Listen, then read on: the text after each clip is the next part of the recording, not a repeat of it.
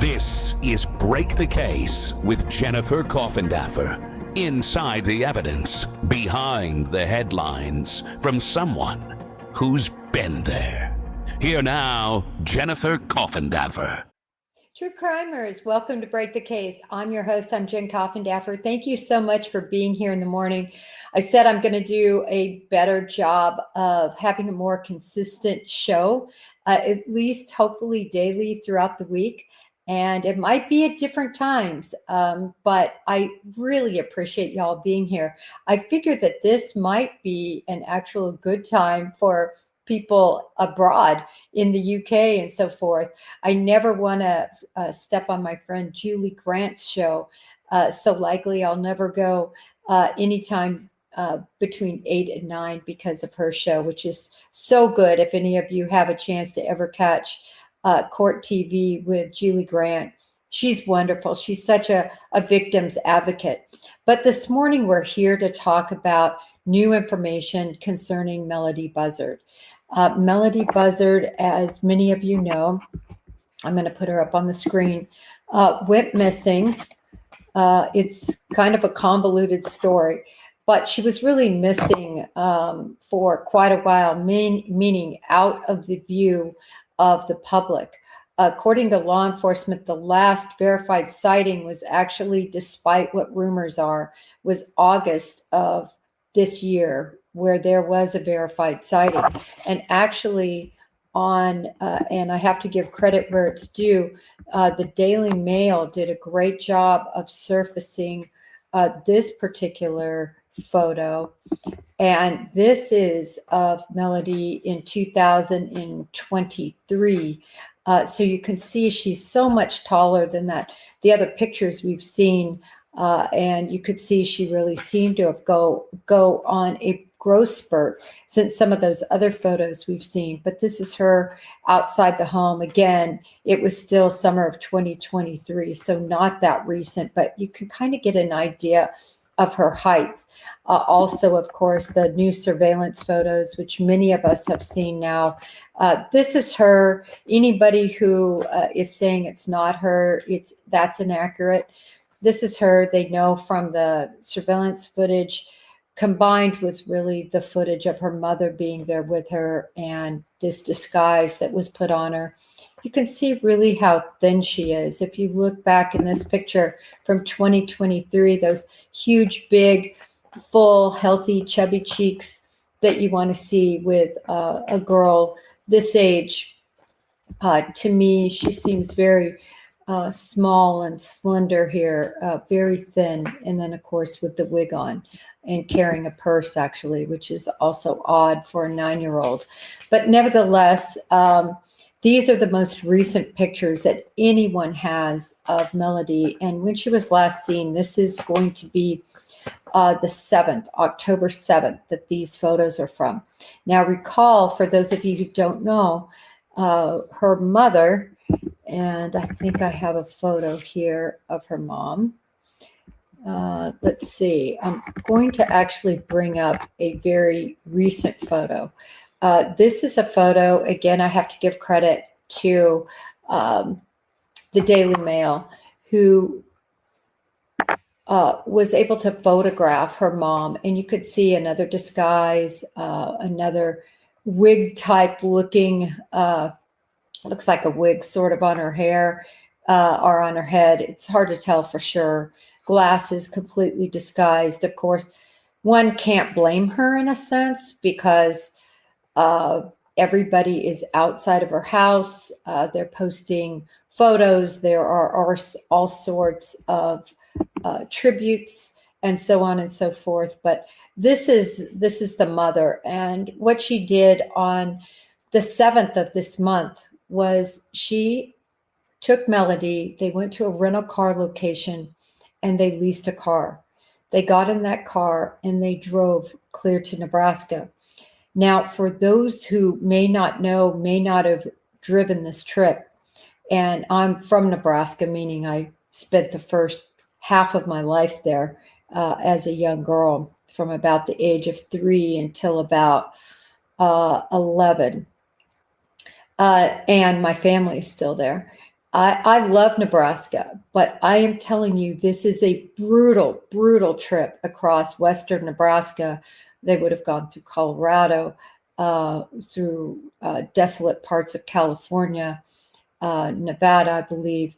And in any event, this is 1,500 miles. I've talked a little bit about this before, but if you are pedal to the metal, driving 75 miles an hour, and you don't stop, it's still going to take you 20 hours to get to Nebraska.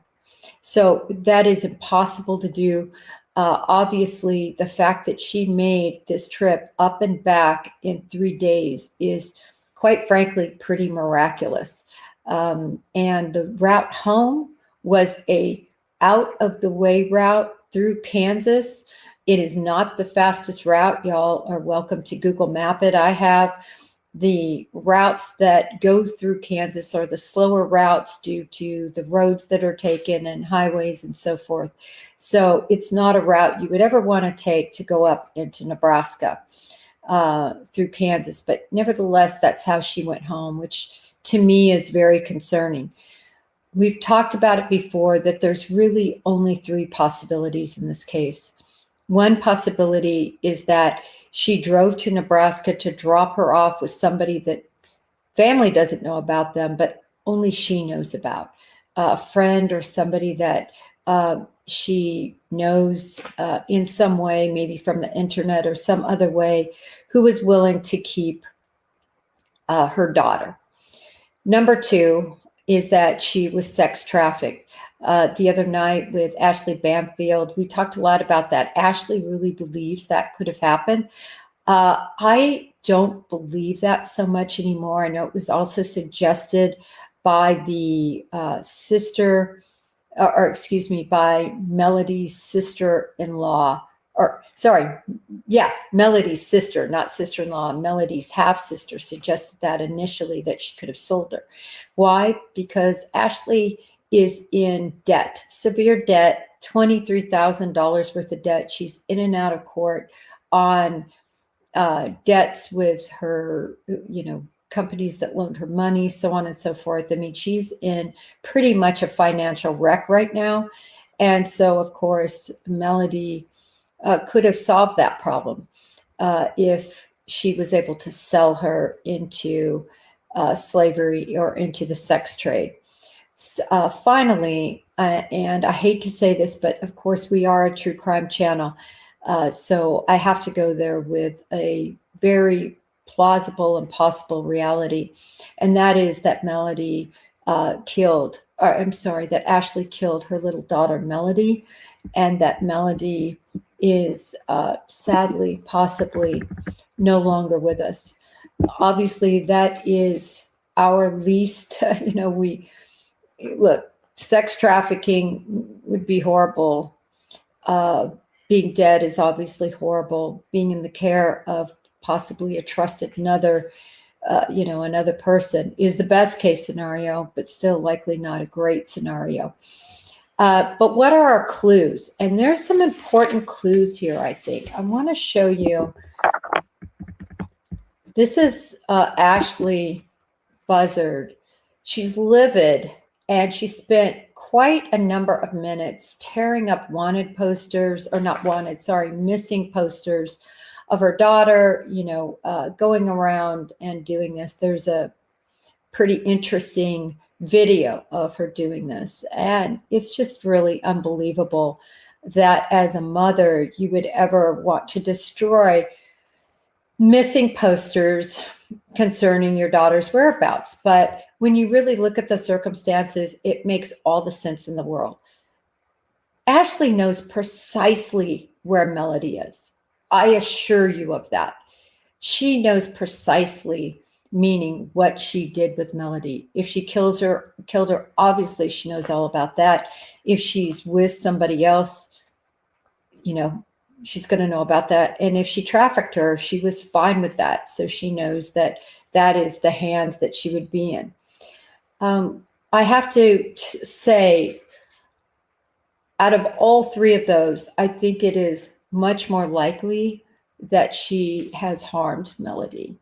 Let me tell you why I think that. I call your attention to a case that some of you might have known. It's the Hoggard case. I'm sorry, I want to say this right. Hoggle case, excuse me, Catherine Hoggle. She had two small children. This was clear back in 2014. Please look up this case. It's a very interesting case. Almost the exact same situation. A mother having mental health issues, having two children. They were younger, but still 3 and 4, I believe they were. They weren't, infants. And these children absolutely just disappeared off the face of the earth. Her children's name were Sarah and Jacob, and they've never been seen since 2014. Now, finally, law enforcement took Catherine in. This was a long time ago on various charges, which is what everybody's screaming about in this case. Let's get her in on child endangerment as an example. Or to me, she should go in front of the dependency court and a judge. She should be made to answer where in the world Melody is. And if she can't answer that, the judge should hold her in contempt of court. I truly believe that this would be a great avenue. I don't know why law enforcement isn't following that, other than I believe they might be wanting to reach out with a more honey approach. I call it the honey. You catch a lot of bees with honey. You don't catch any with vinegar. And they know she is their best way of ever finding out what happened to Melody. Really, she's the only way at this point finding out. So if they can handle her with a little bit of kid gloves and let her keep her freedom, she's probably also going to bury herself. Look, on October 15th, for those of you who don't know, a search warrant was already served at Melody's house. October 15th, a long time ago, just a week or so, a little bit over a week after she went missing, really only 5 days after she returned without Melody. So if you look at that circumstance, they already had probable cause to go in there and look. They apparently, I don't know what they found or what they took, but get this, as you all know now, just recently, what happened last week, the end of last week, they served another search warrant on Melody's home. I'm going to bring up a few photos here. Let me bring up this one.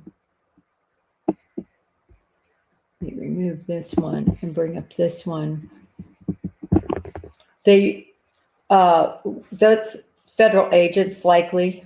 My pet peeve again is dressed like a federal agent. I cannot stand that the FBI now lets agents go out into the field when I'm not talking about when you're on surveillance or when you're in an undercover capacity or when you're doing a enforcement action.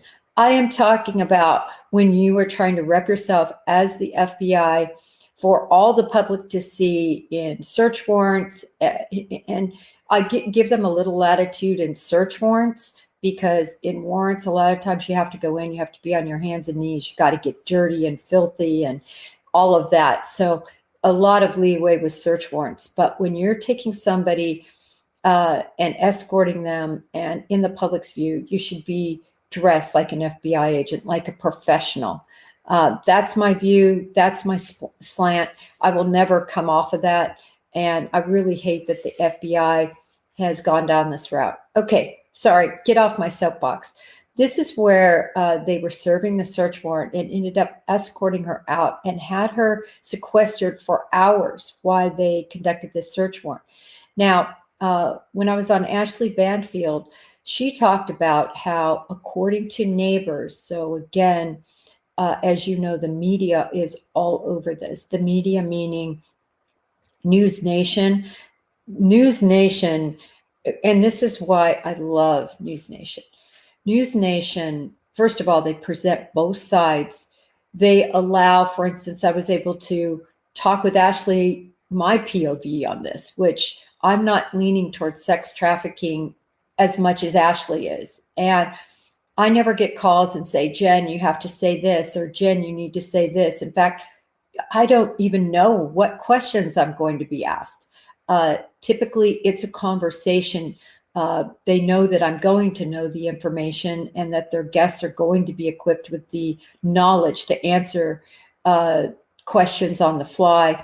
And if I do receive any questions, often different people, meaning Ashley, Cuomo, whoever it might be, they completely deviate from the questions because they are going with the flow of the conversation.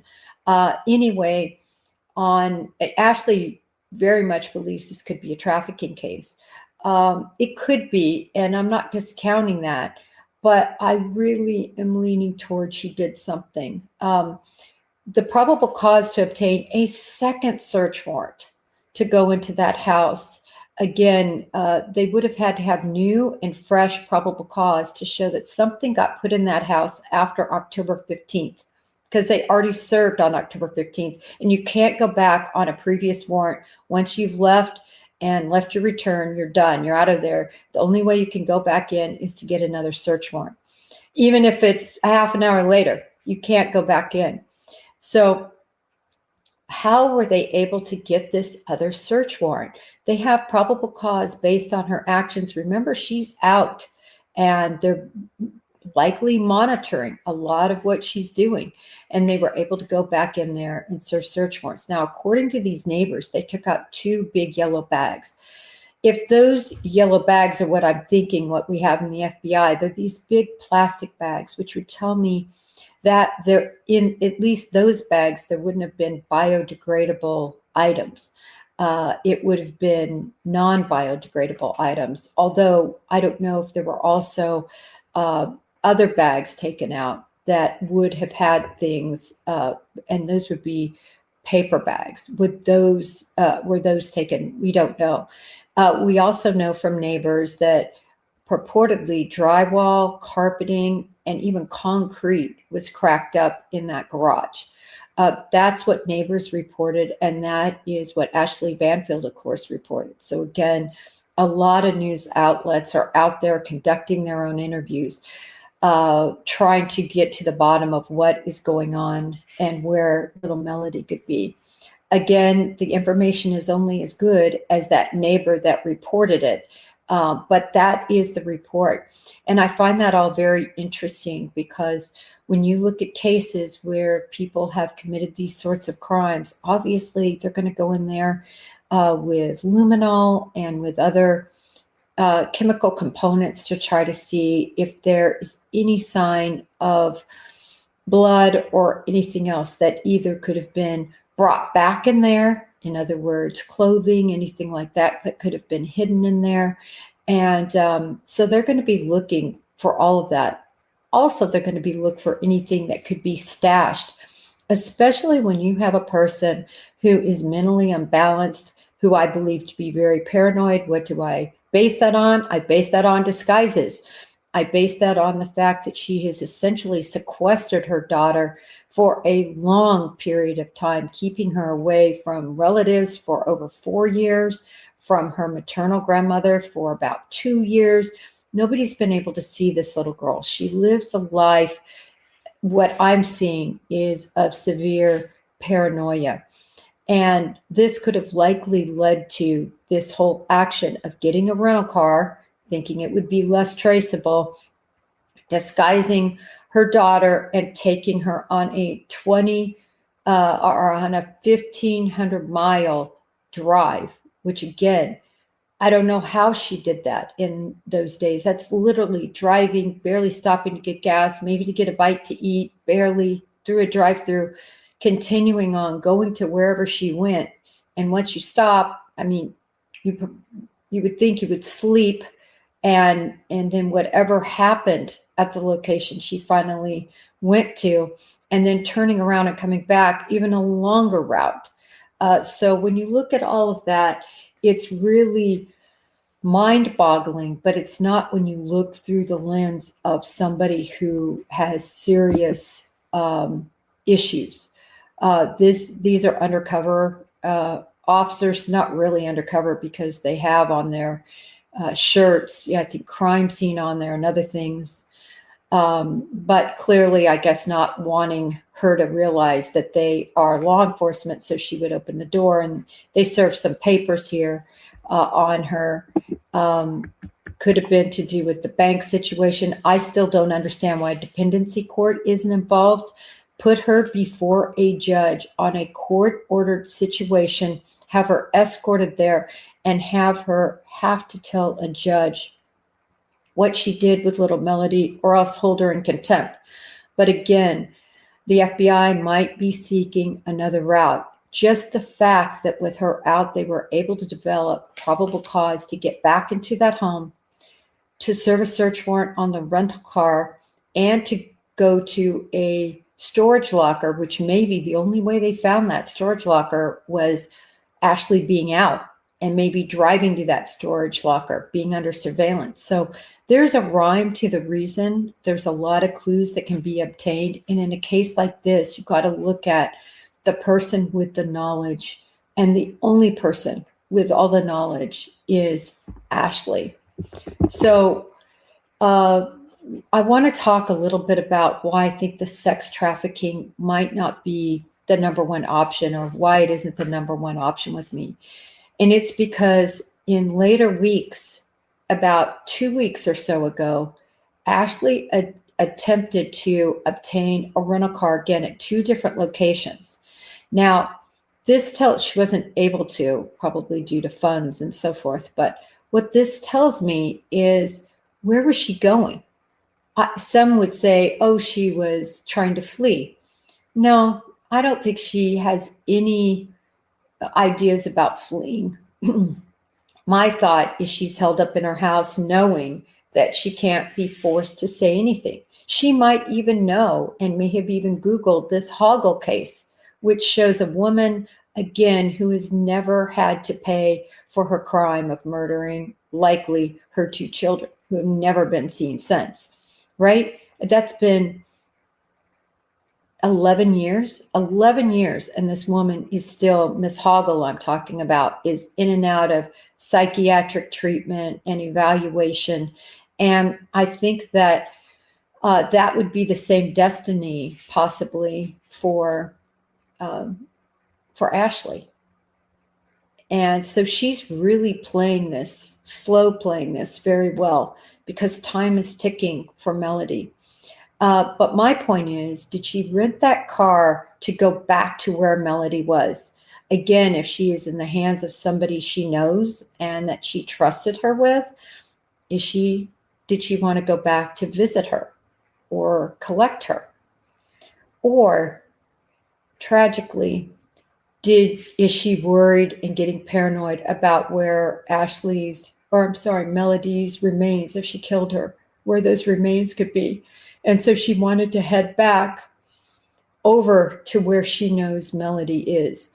That's the reason I'm not sure. That's one of the reasons that I am not sure the sex trafficking is jiving with me as the number one possibility. The other reason is the probable cause that was developed.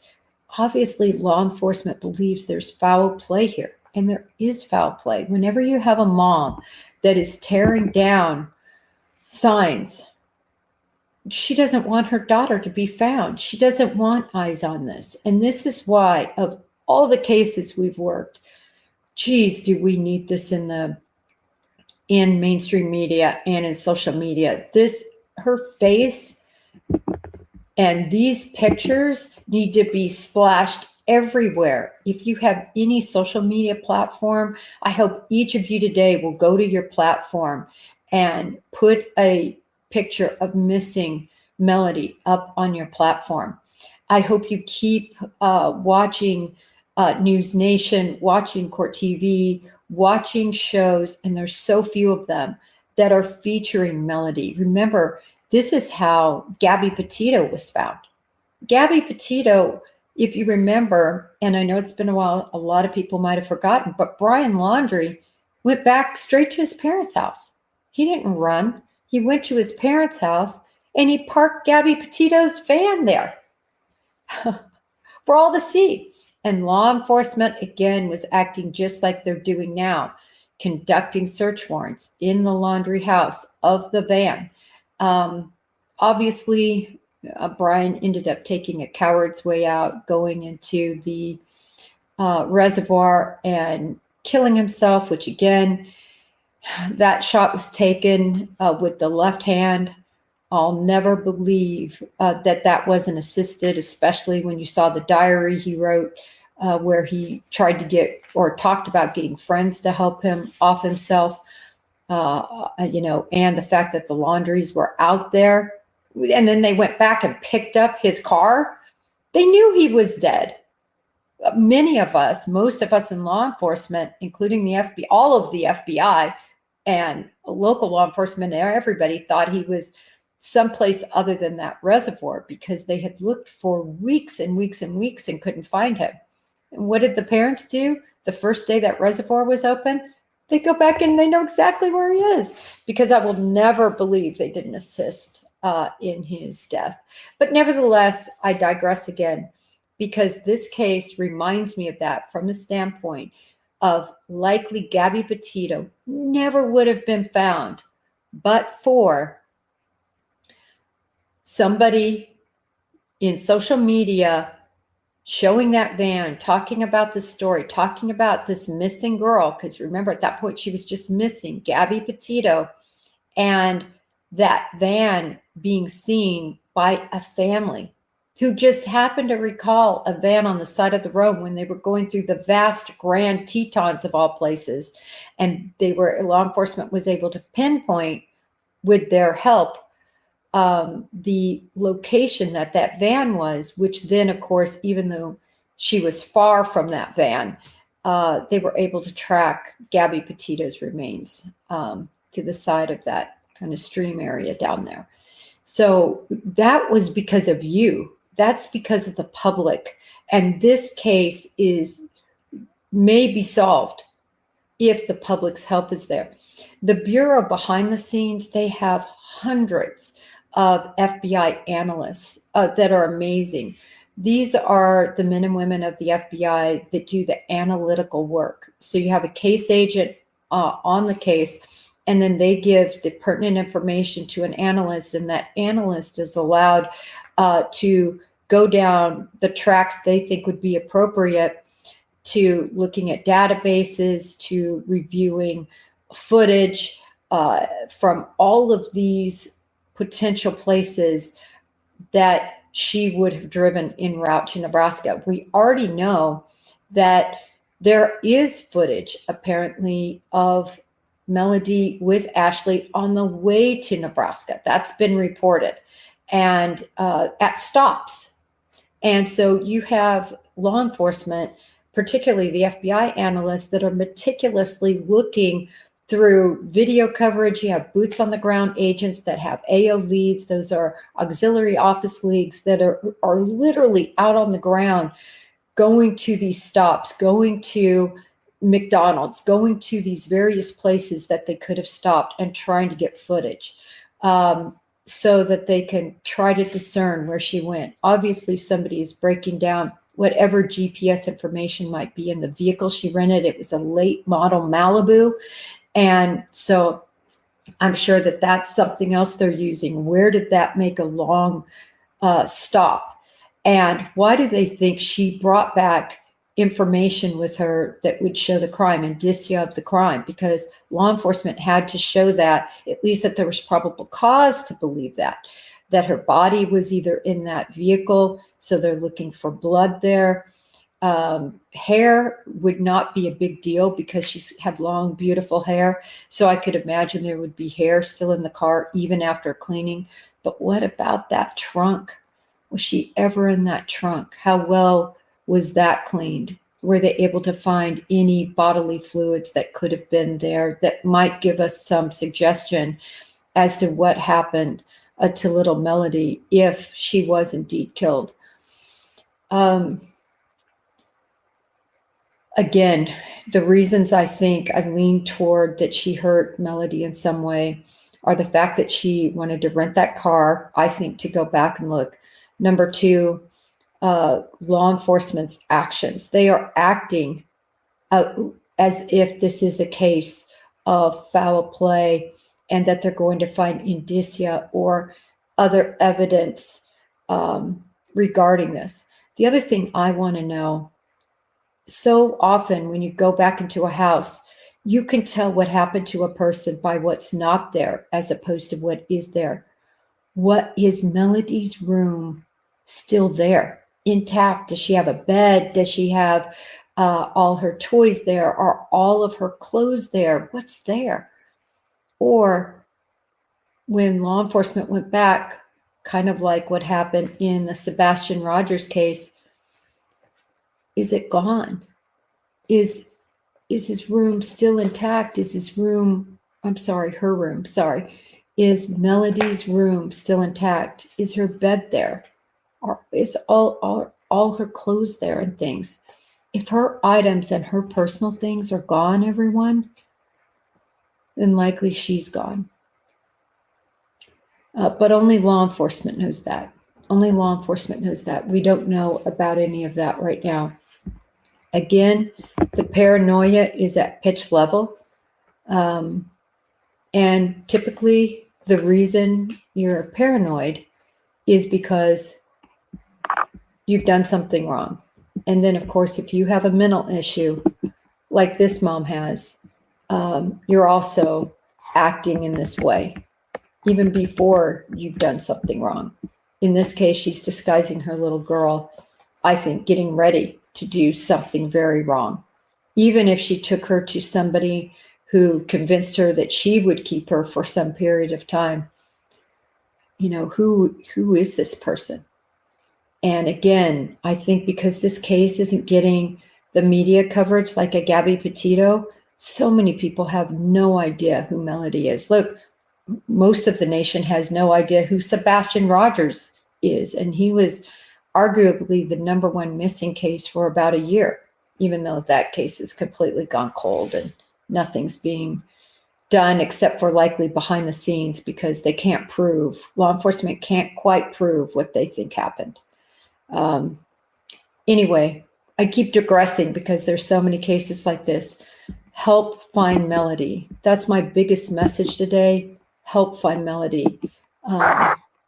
We got to keep her name out there. We got to keep her face out there. Because my biggest concern is that this is a case, and I hope y'all look this case up, Catherine Hoggle. I believe it was out of Maryland. And like I said, 11 years later, she was finally charged with the murder of her two kids that nobody's ever been able to find and that she never helped find. There's a reason they aren't helping find Melody. The mother is not helping find Melody. All right, everybody, I'm going to look really quick. Oh, thank you so much, Lou. I really appreciate it. That's so sweet. See, I'm just going to look up. Let's see. What is this about mental instability? Mental is alleged by non-medical professionals. Lisa, I think that's a good point. The instability has been alleged by her own mother. That is the main point of the mental instability. But also we do know from authorities, because she had her child taken away from her in 2000. Melody was put in the care of an uncle. But that was long ago, 5 years ago. So we know that there is mental instability. I tell you, and for those of you who have been around somebody mentally unstable, it's unbelievable. Some people, their paranoia and their complete lack of sense of reality. By the way, somebody can be completely mentally unstable. And I think all murderers are, certainly people who kill kids are, but that doesn't mean that they don't know right from wrong. So I think that that is why most people who are quote unquote mentally stable, they're still legally responsible for their actions under the law. Yeah, sins and secrets. The reasons that the family was trying to get custody is because of this mental illness of hers. And I say mental illness, meaning Paranoia, meaning treatment.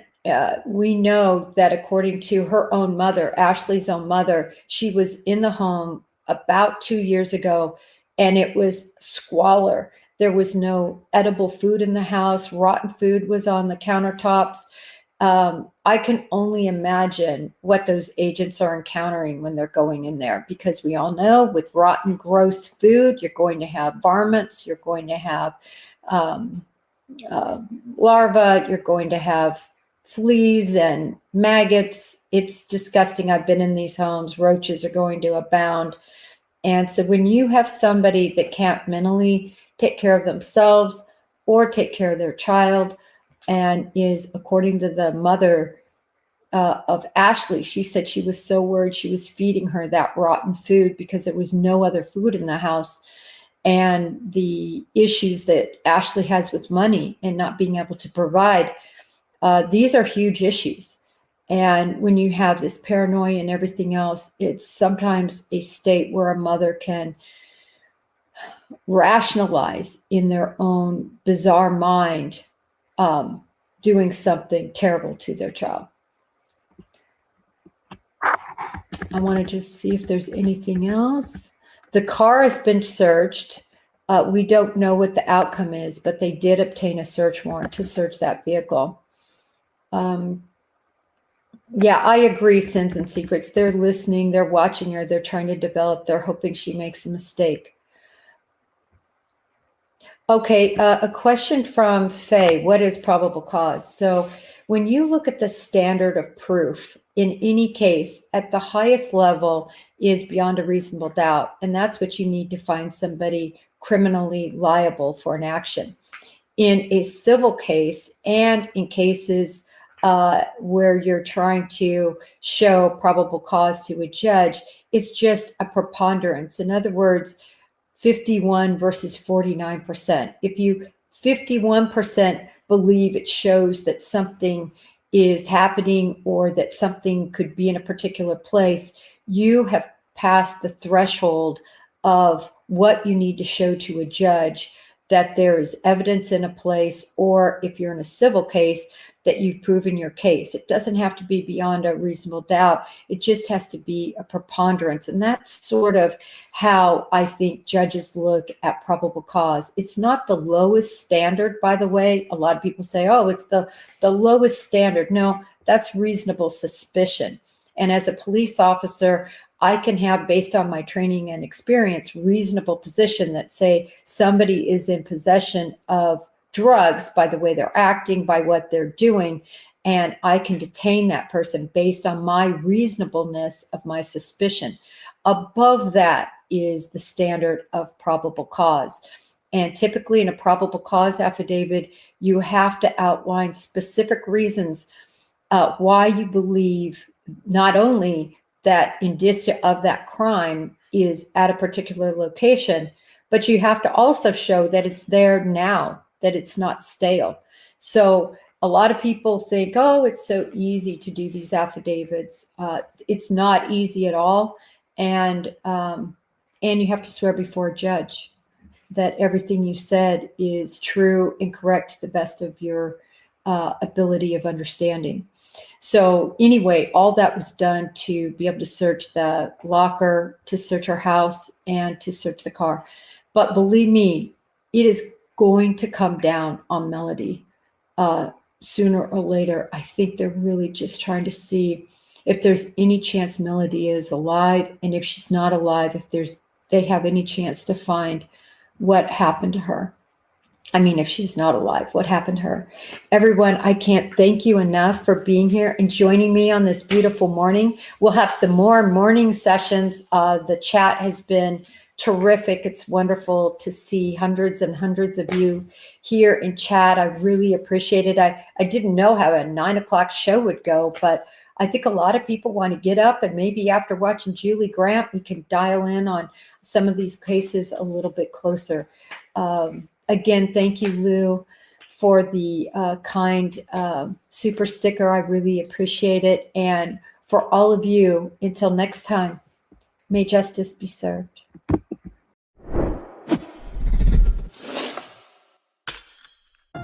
Want to break the case with Jennifer Coffindaffer even more? Then press subscribe right now and join Jen on YouTube. Just search Break the Case with Jennifer Coffindaffer now.